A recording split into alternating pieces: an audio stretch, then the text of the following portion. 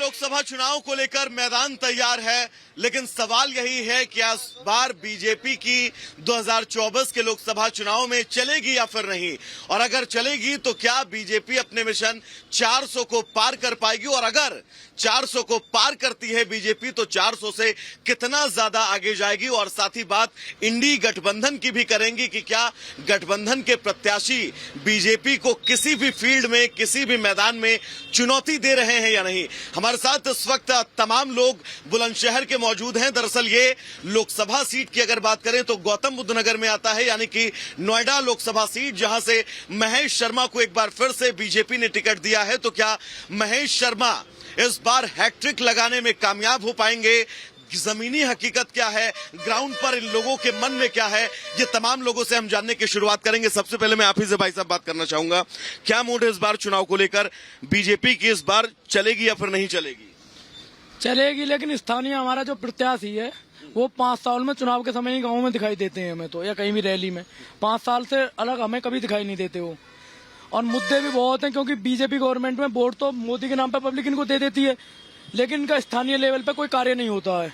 मतलब स्थानीय सांसद से आप लोगों की नाराजगी है? स्थानीय सांसद से नाराजगी है। बाकी मोदी और योगी का काम कैसा लगा? मोदी और योगी का काम अच्छा है, लेकिन वो पेपर लीक वगैरह जो बहुत ज्यादा हो रहे हैं उन पर रोकथाम नहीं हो पा रही है, उनके खिलाफ कड़ी कार्रवाई नहीं हो पा रही। आज घोषणा पत्र में प्रधानमंत्री जी ने इस बात का जिक्र किया है कि पेपर लीक पर सख्त कानून बनाया जाएगा इस बार। इससे आप क्या सहमत हैं? क्या इस बयान के बाद आप क्या कहें? प्रधानमंत्री जी ने तो कानून अब से पहले भी बनाया था, उसमें 1 करोड़ जुर्माना और उसमें 10 साल की कैद वैद का था, लेकिन ग्राउंड जमीनी हकीकत पे कहाँ उतर रहा है वो।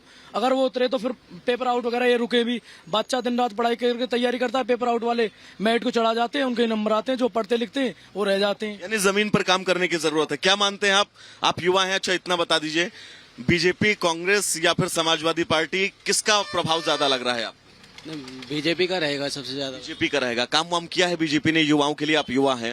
नहीं, काम क्या है थोड़ा। नोएडा में काम हुआ है, गौतम बुद्ध नगर में? हाँ जी, किया है। काम हुआ है, मानते हैं आप? काम हुआ है पर उस हिसाब से नहीं हुआ। उस हिसाब से काम नहीं। हाँ जी।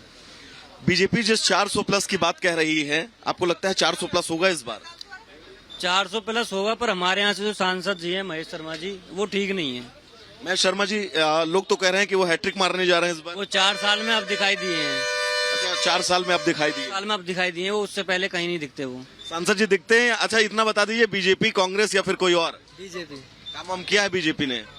400 पार में क्या लग रहा है आपको? 400 पार होगी? 400 पार होगा। भाई साहब आपसे मैं बात करना चाहूंगा, क्या मूड है इस बार चुनाव को लेकर? बस बीजेपी को ही वोट देना है। बीजेपी को ही चलेगी? बीजेपी के इस बार नहीं चलेगी? हाँ बिल्कुल चलेगी। अच्छा, काम वाम किया है बीजेपी ने? राम मंदिर बनाया, 370 धारा को तोड़ा, और आगे भी भगवान कृष्ण को सजाएंगे मथुरा में।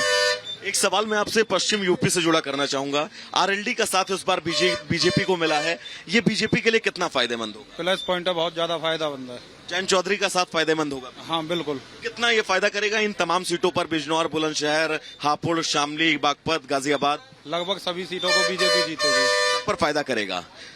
तो आपसे मैं बात करना चाहूंगा, क्या मुद्दे हैं इस बार आप लोगों के चुनाव में?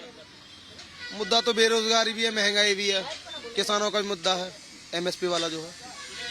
लेकिन ये है कि हाँ, आपकी बार ऐसा नहीं है, जो 400 पार का नारा तो चल रहा है, लेकिन 400 पार ऐसा आसान नहीं है होना कि 400 पार बहुत मुश्किल है। कितने तक आंकड़ा जाएगा, कुछ अनुमान बताइए। देखो सत्ता में तो आ जाएगी बीजेपी, लेकिन इतना आसान नहीं है। 400 तो बहुत मुश्किल है। सत्ता में वापसी होगी, लेकिन जो बात कही जा रही है 400 प्लस की, वो मुश्किल है। बहुत मुश्किल है, कुछ नहीं है। वेस्ट यूपी में कुछ सीटें ऐसी फंसी पड़ी हैं कि हो सकता है पिछली बार इन्हें 75 सीट मिली, 18 सीट मिली थी गठबंधन को पिछली बार, समाजवादी पार्टी और बसपा वाले को, ठीक है। लेकिन इस बार हो सकता है कि 18 से भी ज्यादा आंकड़ा ऊपर पहुंच जाए। आप भी मानते हैं इस बात को? चलिए, आप कुछ बोलेंगे नहीं, लेकिन एक बार खाली विक्ट्री साइन ही दिखा दीजिए। किसकी तरफ का ये विक्ट्री साइन है, बीजेपी का या सपा कांग्रेस का? बीजेपी का है। आपसे मैं बात करना चाहूंगा, क्या मूड है इस बार चुनाव को लेकर? बीजेपी की चलेगी, इंडी गठबंधन की चलेगी? बीजेपी की। बीजेपी काम वाम किया है आपके क्षेत्र में?